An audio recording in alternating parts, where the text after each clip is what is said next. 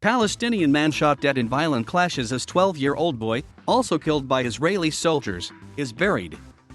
Jerusalem. A Palestinian man has died after being shot by Israeli forces in the West Bank, according to the Palestinian Ministry of Health, during large clashes that broke out during the funeral of a 12-year-old boy who was shot by Israeli soldiers a day earlier. Health Ministry officials said 20-year-old Shokat Awad died Thursday afternoon after being hit in the abdomen and the head in the town of Beit Amr, between Bethlehem and Hebron. He was taken to a hospital in Hebron in critical condition, but doctors were unable to save him. Witnesses said thousands of people had attended the funeral procession of 12-year-old Muhammad al-Alami.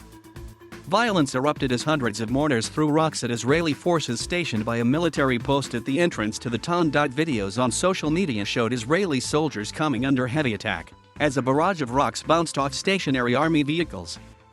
The army, which described extremely violent riots, said its troops responded with riot dispersal means, .22 caliber rounds and live fire into the air. The Palestinian Red Crescent said it dealt with 12 injuries caused by live ammunition, rubber bullets, and tear gas inhalation. An Israeli army's spokesperson's unit had no comment on reports of a fatality. Muhammad al-Alami was a passenger in a car being driven by his father when it was fired on by Israeli soldiers at the entrance to Beit Amr on Wednesday evening.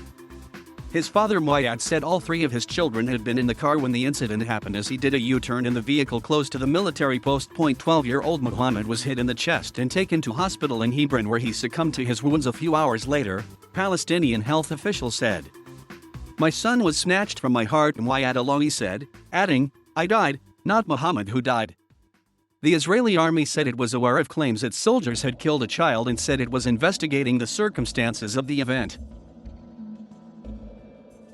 In a lengthy statement, the army said soldiers had approached the car believing they had previously observed its occupants trying to bury the body of a newborn baby in a shallow grave.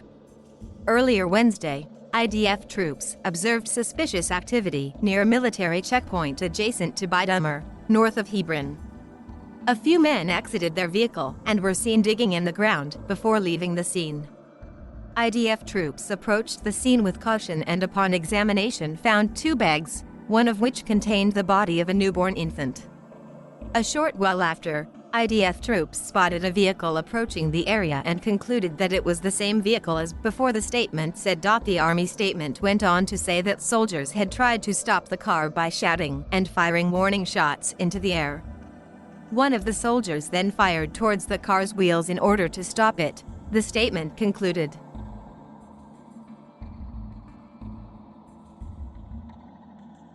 Thank you for watching. Please subscribe.